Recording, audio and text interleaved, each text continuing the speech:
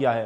राजस्थान के समग्र विकास को लेकर के बातचीत की गई। वित्तीय वर्ष 2025-26 के बजट से पहले यह संवाद किया गया। मुख्यमंत्री कार्यालय में मुख्यमंत्री ने यह अहम बैठक की है। तो ये प्री बजट मीटिंग है कर्मचारी संघ के प्रतिनिधियों के साथ, जिसमें राजस्थान के समग्र विकास को लेकर के बातचीत की गई है। ये बड़ी खबर आप तक पहुंचा रहे हैं। सीएम भजन लाल ने प्री बजट मीटिंग ली है।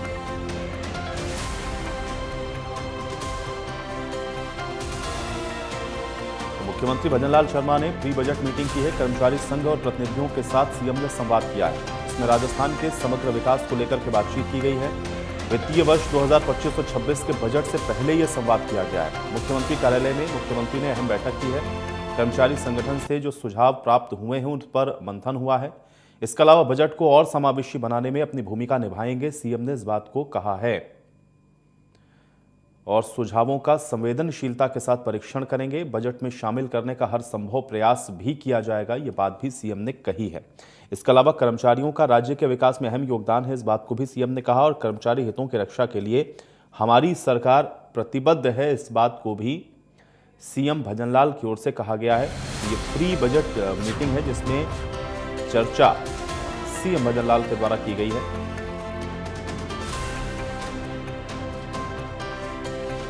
और प्री बजट मीटिंग में कर्मचारी संघ के प्रतिनिधियों के साथ सीएम की ओर से यह संवाद हुआ है।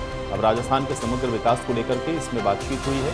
वित्तीय वर्ष 2025-26 के बजट से पहले संवाद किया गया है। मुख्यमंत्री कार्यालय में मुख्यमंत्री की ओर से यह अहम बैठक थी, जिसमें कर्मचारी संगठन से प्राप्त हुए सुझावों पर मंथन किया गया है। बजट को समावेशी बनाने में अपनी भूमिका निभाएंगे, ये बात भी सीएम ने कही है। जो सुझाव मिल रहे हैं संवेदनशीलता के साथ उनका परीक्षण होगा और कोशिश होगी कि उसको बजट में हर संभव प्रयास किया जाए, शामिल किया जाए। कर्मचारियों का राज्य के विकास में अहम योगदान है, इस बात को भी सीएम ने कहा। और कर्मचारी हितों की रक्षा के लिए हमारी सरकार प्रतिबद्ध है। तो प्री बजट मीटिंग हुई है कर्मचारी संघ के प्रतिनिधियों के साथ, क्योंकि प्री बजट मीटिंग में अब कर्मचारी संघ के प्रतिनिधियों के साथ ये जो चर्चा है मुख्यमंत्री की, अपने आप में बेहद अहम है। क्योंकि कर्मचारी संघ के जो प्रतिनिधि यहाँ पर पहुंचे थे, जिनके साथ आज ये चर्चा की गई है, उन्होंने अपनी अपनी बातों को रखा है, सुझाव दिए हैं। और मुख्यमंत्री की ओर से भी कहा गया है कि हर संभव प्रयास होगा कि बजट में इनको शामिल किया जाए और कर्मचारी के हितों का ध्यान रखा जाएगा। और कर्मचारी हितों की रक्षा के लिए हमारी सरकार प्रतिबद्ध है, इस बात को भी सीएम भजनलाल की ओर से कहा गया है। तो सुझावों का संवेदनशीलता के साथ परीक्षण होगा, शामिल किया जाएगा बजट में। इसका प्रयास हर संभव तरीके से सरकार करेगी। राज्य के विकास में चूंकि कर्मचारियों का अहम योगदान है, इसलिए उनकी जो सुझाव हैं, उनकी जो बातें हैं, उसको संवेदनशीलता के साथ उसका परीक्षण करके उसको किस तरह से बजट में शामिल किया जा सकता है, इसका हर संभव प्रयास सरकार के द्वारा किया जाएगा। तो एक बेहद महत्वपूर्ण बैठक है जिसमें चर्चा की गई है प्री बजट में कर्मचारी संघ के प्रतिनिधियों के साथ। तो मुख्यमंत्री भजनलाल शर्मा 16 से 22 जनवरी तक विभिन्न वर्गों से बजट पर सुझाव लेंगे। इसमें कर्मचारी संगठन हैं, युवा हैं, महिलाएं हैं, अन्य वर्ग भी हैं जिनसे बातचीत मुख्यमंत्री करेंगे, ताकि बजट में उनकी समस्याओं का समाधान हो। राज्य सरकार ने 5 साल में 4 लाख सरकारी पदों पर नियुक्तियां करने का लक्ष्य रखा है, जिसमें 69,000 से ज़्यादा नियुक्तियां कर चुकी है। 81,000 पदों पर भर्ती परीक्षाएं चल रही हैं। और बजट जो पेश होगा उसमें भी ख्याल यह रखा जाएगा कि कर्मचारियों के हित, युवाओं, महिलाओं, सब पर फोकस हो। और इसलिए अलग अलग वर्गों के साथ आप देखिए मुख्यमंत्री ये जो प्री बजट मीटिंग है वो कर रहे हैं, ताकि जो सुझाव मिल रहे हैं अलग अलग वर्गों से उनको शामिल किया जाए और एक समावेशी बजट जो कि प्रदेश के लिए और प्रदेश को आगे ले जाने के लिए हितकारी हो, उन सुझावों को इस बजट में शामिल किया जाए। इसलिए ये मीटिंग अपने आप में बेहद अहम है। तो कर्मचारियों का राज्य के विकास में अहम योगदान है। अलग अलग वर्गों के साथ आप देखिए जो चर्चा है वो लगातार मुख्यमंत्री कर रहे हैं। और 16 से 22 जनवरी तक मुख्यमंत्री लगातार इस तरह की जो चर्चाएं हैं वो करेंगे। तो आज से आप एक तरीके से कह सकते हैं कि शुरुआत हो गई। सबसे पहले कर्मचारी संघ के प्रतिनिधियों के साथ सीएम की ये चर्चा हुई है। इसके बाद आप देखेंगे कि युवा, महिला और अन्य वर्ग भी हैं जिनके साथ मुख्यमंत्री बातचीत करेंगे, ताकि बजट में उनके भी जो सुझाव हैं उनको शामिल किया जाए और समावेशी एक जो बजट पेश करना है उसको लेकर के ये प्रयास लगातार मुख्यमंत्री के द्वारा किया जा रहा है। तो आज मुख्यमंत्री कार्यालय में ये अहम बैठक हुई है। इसमें मुख्यमंत्री ने प्री बजट मीटिंग को लेकर के आज चर्चा की गई है। अरविंद पालावत वरिष्ठ पत्रकार हमारे साथ फोनों पर जुड़े हुए हैं, सीधे उनका रुख करते हैं। अरविंद, बड़ा महत्वपूर्ण है क्योंकि 16 से 22 तक मुख्यमंत्री लगातार अलग अलग वर्गों के साथ बातचीत करने वाले हैं। प्री बजट ये मीटिंग है। आज कर्मचारी संघ के प्रतिनिधियों के साथ चर्चा हुई है। इन मीटिंग्स को कैसे देखा जाए?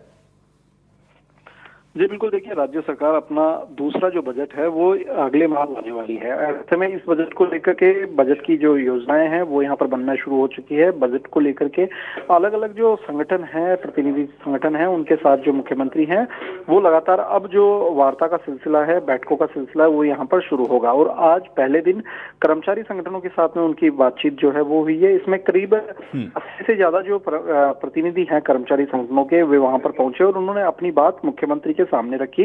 अपनी जो भी डिमांड थी वो मुख्यमंत्री के सामने रखी। इस दौरान उप मुख्यमंत्री दिया कुमारी के साथ ही चीफ सेक्रेटरी वो भी वहां पर मौजूद रहे। एसीएस फाइनेंस जो है वो वहां पर मौजूद थे। और यहाँ पर एक मुख्य बात जो निकल करके सामने ये आई है कि जो खेमराज कमेटी की जो रिपोर्ट जो पिछले साल लागू की गई, उस रिपोर्ट को लागू तो कर दिया गया, लेकिन उसका जो बड़ा लाभ है वो अधिकांश कर्मचारियों को नहीं मिल पाया। यानी एक सीमित दायरे में ही इस कमेटी का जो लाभ है वो वहां पर मिल पाया। तो ऐसे में कर्मचारियों की ओर से प्रमुख रूप से मांग उठाई गई कि खेमराज कमेटी की जो रिपोर्ट है वो सार्वजनिक की जाए और उसमें पता चलना चाहिए कि जो 4 से 5 साल के समय में जो खेमराज कमेटी ने अपनी रिपोर्ट तैयार की थी, उस रिपोर्ट में आखिर उन्होंने क्या कुछ कहा था।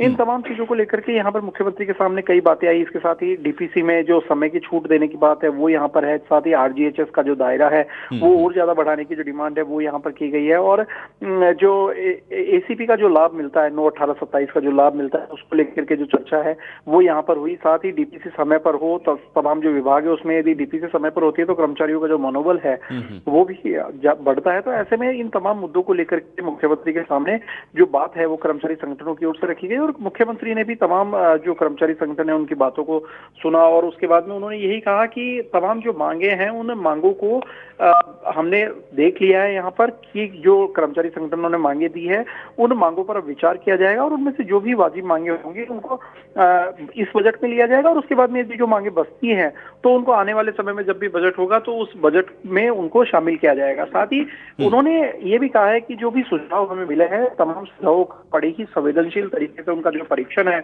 वो यहाँ पर किया जाएगा। और ये एक और बात उन्होंने कर्मचारियों को कही कि कोई भी जो सरकार है उसमें कर्मचारियों का महत्वपूर्ण रोल होता है। राज्य के विकास की जो धुरी है वो यहाँ पर कर्मचारी होते हैं। तो ऐसे में कर्मचारियों के हितों का पूरा ध्यान जो है वो सरकार रखेगी। ये तमाम जो बातें थी वो यहाँ पर मुख्यमंत्री की ओर से कही गई। इसके साथ ही कर्मचारी हितों की जो रक्षा है उसको करने की बात जो है वो उन्होंने कही कि तमाम ऐसे प्रावधान इस बजट में किए जाएंगे जिससे कर्मचारी जो है वो और उनके परिवार का जो हित है वो यहाँ पर हो सके। क्योंकि राज्य कर्मचारियों का देखिए सरकार जो भी सरकार रही है उसकी मंशा है कि राज्य कर्मचारियों को जितना बेनिफिट दिया जाएगा उससे राज्य में जो कामकाज होगा वो उतना ही सहूलियत से होगा। तो ऐसे में जो सरकार है उन्होंने पिछली बार भी देखिए कई जो बड़े प्रावधान है वो यहाँ राजस्थान सरकार ने बजट के अंदर किए थे। उसके अंदर यदि हम बात करें तो डीपीसी में 2 साल की जो छूट है वो उस समय वहां पर दी गई थी। डीपीसी में 2 साल की छूट देने से ये कहा जा सकता है कि प्रदेश के जो हजारों कर्मचारी रहे हैं उन कर्मचारियों को जो बड़ा है वो उनको वहां पर मिला। इसके साथ ही पिछले बजट में एक और चीज यहाँ पर की थी कि जो आरजीएचएस के अंतर्गत जो चिकित्सा सुविधा का जो लाभ दिया जा रहा है उसमें महिला एवं पुरुष कार्मिक को अपने माता पिता के साथ ही सास ससुर में से भी किसी एक को चुनने का जो विकल्प है वो यहाँ पर दिया गया था। लंबे समय से एक मांग चली आ रही थी कि उनके जो परिजन है उनकी संख्या बढ़ाने का जो दायरा है वो यहाँ पर बढ़ाया जाए। नहीं, जो उनके आश्रित है उनकी डिपेंडेंसी की जो संख्या है, डिपेंडेंट्स की जो संख्या है उसको यहाँ पर बढ़ाया जाए। तो वो भी यहाँ पर सरकार ने वहां पर की थी। ग्रेच्युटी की सीमा को अधिकतम 20 लाख से बढ़ाकर 25 लाख रुपए कर दिया था। ऐसे में एक बार फिर से ये डिमांड है कि जो ग्रेच्युटी की सीमा है उसको और कुछ बढ़ाया जाए ताकि जो कर्मचारी संगठन है उन जो कर्मचारी हैं जो रिटायर हो रहे हैं उन कर्मचारियों को अधिक लाभ जो है वो यहाँ पर मिल सके। इसके साथ ही आउटडोर चिकित्सा सेवा की जो व्यय राशि है वो भी एक बार फिर से यहाँ पर बढ़ाने की मांग की गई है। अभी फिलहाल 50,000 रुपए जो आउटडोर चिकित्सा सेवा की जो राशि है वो यहाँ पर है। यानी कोई राजकीय कर्मचारी बीमार होता है तो आउटडोर में वो जाकर के 50,000 रुपए का जो इलाज है वो वहां पर करवा सकता है। तो ऐसे में इस सीमा को बढ़ाने की जो मांग है वो भी यहाँ पर की गई है। साथ ही कोई भी यदि कार्मिक जो है वो सेवा में रहते हुए यदि उसकी मृत्यु हो जाती है तो ऐसे में उसकी जो पारिवारिक पेंशन जो है उस पेंशन का दायरा बढ़ाने की जो मांग है वो भी यहाँ पर कर्मचारियों की ओर से की गई है। तो ये तमाम ऐसी मांगे हैं जो मुख्यमंत्री भजनलाल शर्मा दिया कुमारी जो उप मुख्यमंत्री है उनके पास ही फाइनेंस डिपार्टमेंट का जिम्मा भी है। तो ऐसे में इन तमाम मंत्रियों जो उप मुख्यमंत्री है उनके सामने और अधिकारियों के सामने यहाँ पर जो चर्चा है वो यहाँ पर की गई। कर्मचारियों ने अपने एक एक मुद्दा जो है वो यहाँ पर खुल करके मुख्यमंत्री और उप मुख्यमंत्री के सामने रखा है। अब देखना होगा आने वाले समय में जब बजट पेश किया जाएगा अगले महीने फरवरी में, तो उसमें कितना कुछ ये जो बातें जो यहाँ पर कही गई है, जो मांगे कर्मचारियों संगठनों की ओर से रखी गई है, उनमें से कितनी मांगे जो है वो पूरी हो पाती है, देखने वाली बात होगी। जी चलिए अरविंद, बहुत शुक्रिया इस तमाम बातचीत के लिए और इस विस्तार पूर्वक इन सारी बातों को समझाने के लिए।